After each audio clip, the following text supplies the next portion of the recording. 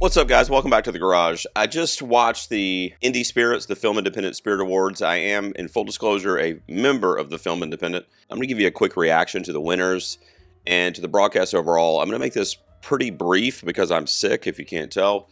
It's been a rough couple days around here. The show itself was, let me start by saying this is usually one of my favorite shows, award shows. Like, I love the laid back, in a tent, which by the way, it wasn't this year. We'll talk about that. Just kind of chilling on the beach, usually in Santa Monica. And, they're just loose, having a good time. It's not very formal. Doesn't seem like it's professionally rehearsed, in a lot of ways. I'm sure there are rehearsals, but you know what I mean? A very laissez-faire kind of feel to it. This year, it seemed almost like they were trying to be a little bit more uniform and produced and polished. But for me, that didn't work so much. I think this show is much better when it's kind of like an off the cuff, just kind of like having a good time, not a lot of scripts, not a lot of rehearsals.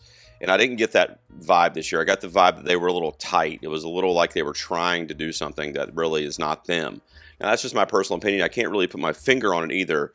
But those of you that watched it, let me know down below if you feel kind of what I'm saying, or if you thought it was just a normal film independent show or Indie Spirits, because I thought it was a little bit different and I didn't really dig the vibe this year.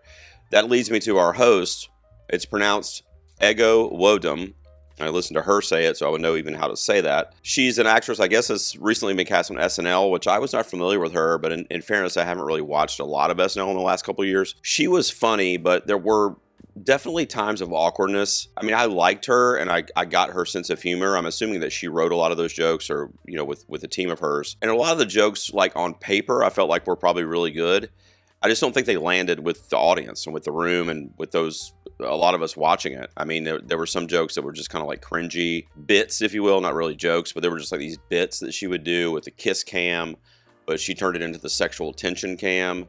And then she went to married couples. Well, I mean, I guess there's sexual tension in marriages, but I don't know. It was just you felt like they were uncomfortable to be there. I was definitely uncomfortable watching it. And it just wasn't very funny, really, Those bits usually fall flat, though, in her defense. So it's nothing against her or the writers of those particular sketches. But they just usually fall flat at these award shows, and I don't really know why they do them. But again, I like her personality and her kind of aura. I dug it. I just didn't think that her comedy and her kind of taste fit with this show, or in this setting at least.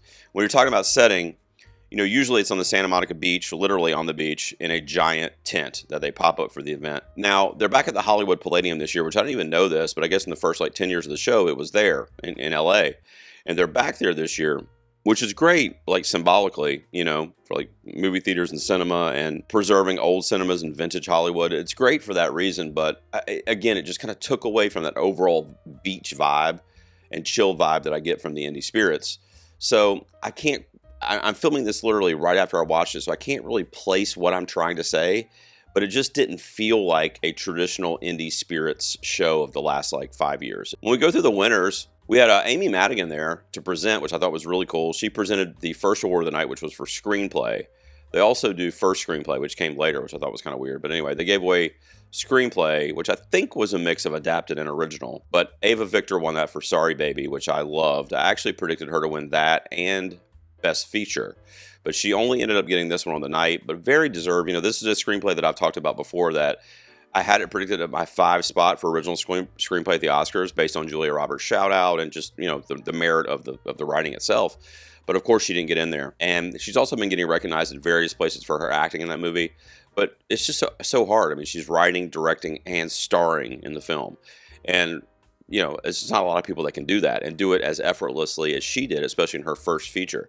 So I'm so glad that she won that for Sorry Baby. I'm not going to hit on every single winner tonight, just kind of the standouts, if you will. And I'll go through them and put up little slides for you guys or whatever. I'm not also going to mention any of the TV ones, although I did recognize that Adolescence was a big winner on the night, which seemed to be a theme at all the award shows I've been watching. But documentary was presented by Rose Byrne, which was really cool. One of our Oscar lead actress 5. It was The Perfect Neighbor for documentary, which is the one on Netflix. Very popular. I don't really know what to do about the Oscar prediction for that one yet, because I don't know that the Oscars are going to go for that mainstream win. I really don't. And honestly, I was kind of surprised the Indie Spirits went for it too. But you got to remember, I voted in this award show, and the Indie Spirits are cool because it's kind of a popular vote, the public's voting on it, but it's people that love film so much that they would join an organization like this. And so it's kind of a nice like in between, or kind of like a Venn diagram that you want to have of those types of people, where it's like general public, but it's like cinephiles. It's kind of a nice little medium there. International feature I predicted, and it went to The Secret Agent. That was great. It was also really cool to see Delroy Lindo there, and Wunmi Mosaku, of course, from Sinners, both sneaking into the supporting categories of the Oscars, and they were the presenters for this, and they gave it to The Secret Agent, which was great. You know, there were a lot of films in that bunch, and same thing at the Oscars that I love, but I think Secret Agent's got the Oscar as well. That's what I'm still predicting there, and it got this one probably pretty easily. You know, it's in the Oscar Best Picture 10. Nothing else was in this category.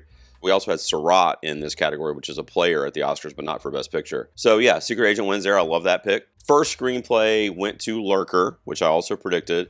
Lurker also, it had a really good night. It really did. It also ended up winning Best First Feature, which I also predicted. Lurker's a really good, like, psychological thriller about fame and social media and, you know, friendship. It's a dark movie, but it's really good. It has little hints of comedy in it. Dark comedy, of course, but it was good, so I'm glad Lurker got a couple of awards on the night. The supporting performance, which may be the best presenter of the night that I laughed the most at, was Kumail Nanjiani. He was so funny, and I think what worked is that, and that's another reason why the show felt off, because a lot of the presenters were obviously reading from the teleprompter, even when they were telling off-the-cuff jokes, and it just didn't fall as, like, authentic. But when Kamal came up there, it was like he didn't have a teleprompter, he was just telling jokes, and maybe that was the case, I'm not sure. But he was really, like, personable and real, but he was probably my favorite presenter of the night. Was for supporting performance, and they gave it to Naomi Ackie for Sorry Baby, which I love, by the way. I predicted Nina Hoss there for Hedda, which is a movie that didn't get enough love on the circuit this year, in my opinion, but Nina Hoss did not get it. It went to Naomi Ackie for Sorry Baby, so actually Sorry Baby did get another award here, which is really cool. I wasn't thinking about that earlier when I mentioned that to you guys. Editing, the only nomination for The Testament of Ann Lee at this award show, one of the very few it's gotten all season, unfortunately, but it won for Best Editing, which I also predicted. Wonderfully edited film. I'm still really just baffled by the whole Testament of Ann Lee thing falling by the wayside. It's crazy. Cinematography, a bit of a no-brainer, went to Train Dreams, and that was a Brazilian because Wagner Moura presented the award for Best Cinematography, and it was really cool because it went to Adolf Veloso, who's also Brazilian. So you had a Brazilian giving it to a Brazilian. They made a lot of cool mentions about the festival going on, and it was just great. Brazil Rise Up, that was really cool. So Brazil got its 2 awards it was up for tonight. And Train Dream cinematography, I've been saying all year, is the best that I've seen. Of all the movies I've seen, which was almost 200 films last year, it's the best cinematography I saw. So I'm so glad they got recognized there. Best breakthrough performance went to Kyle Martin for The Plague. Another win that I love. That's the little kid that basically plays the bully in that psychological horror film that Joel Edgerton's also in and is the producer on, by the way. So I predicted him to win it, and he won it. Maybe one of the scariest performances of the year is Kyle Martin in that movie, man. He is... One of my sons is middle school age, so I'm like, dude, if you ever meet this kid, run the other way. Best First Feature we talked about went to Lurker. Best Director went to Clint Bentley for Train Dreams. I had picked Mary Bronstein there for If I Had Legs, but when Clint Bentley got this, along with the cinematography win earlier, I was like, okay, this is most likely going to be Train Dreams for Best Movie now. You know, typically the indie spirits will like to kind of spread things around a little bit, and they did for the most part. But when I did my predictions, I went a little too crazy with it. They kind of stayed to 2 or 3 films that kind of got multiple. And one of them was Train Dreams for sure. So Clint Bentley won there. And it also ended up getting Best Feature. So Best Movie, basically, Best Picture. I had predicted Sorry Baby there, like I said before, to get the screenplay and picture. And then I had Train Dreams only getting cinematography. So it did much better than I thought it would do, which is great. And, you know, the Netflix, like, visibility probably helped that movie a little bit, too. Regina King presented that award for Best Feature. That was really cool to see her there. Kate Hudson was there. She came out and presented the Lead Acting Award, which ended up going to Rose Byrne for If I Had Legs, I'd Kick You, which is also what I predicted. The only Oscar player or nominee in the bunch for acting on the lead side was given the award by a fellow nominee in Kate Hudson. I've talked about how bitter I am about that in the past. I won't get into it on this video, but it was cool that an Oscar nominee was giving it to an Oscar nominee for the Indie Spirit Award. So, I don't think anybody can beat Jessie Buckley this year at the Oscars, and I mentioned that before. So I was really glad that Rose Byrne got something here to add to her kind of collection of awards this year. So I think it's very deserved. It's also who I voted for in that category when I cast my ballot for this award show. Rose Byrne wins Lead Actor. Train Dreams wins Best Picture. You know, that's the Indie Spirits. Aside from the vibe just kind of being off a little bit for me, let me know down below if you guys know what I'm saying there. It was a good group of winners. Also failed to mention The Long Walk got the Robert Altman Award, which is like essentially best casting, or best ensemble, if you will. That's kind of like the best way to translate what that award means. So that was really cool because I've always said that was a terrific ensemble, and because of the horror bias and the Stephen King whatever, and this being the very first year for Best Casting at the Oscars, I didn't think it would really stand a chance to break in there, and of course it didn't. So I love seeing it get mentioned here at the Indie Spirits for the Robert Altman Award, which is obviously a legendary name that you'd love to have attached to any statue that you get, right, in filmmaking. So that was really cool to see. Guys, I'm sorry I'm sick. I couldn't do a more polished, produced video for you, much like I'm critiquing them for what they maybe overdid on tonight's show. But yeah, I'm sick and I'm trying to recover from this. So thank you guys for tuning in and listening to my gravelly voice here to go over the Film Independent Spirit Awards. And I will be back very soon. I got a couple of videos in the chopper that I'm editing right now. Before I got sick, I recorded that audio, thankfully. And if you're watching this now, it's probably Sunday or Monday. So don't forget Tuesday night. I'll put a link down below. My own movie awards. I'll be airing that Tuesday night at 9 p.m. It's called the Garage Awards, where we honor the year in film, and all those winners were voted on by you. All the nominees were chosen by my committee or my channel members. So it's a really cool, definitely independent award show that I put on by myself with the help of a couple people. So I'm looking forward to if you can tune into that at 9 p.m. here on YouTube. I'll put a link down below for you. And that's it. Let me know what you guys thought down below of the Film Independent Spirit Awards and the winners. And I will see you guys out here very, very soon. Hopefully less sick in the garage.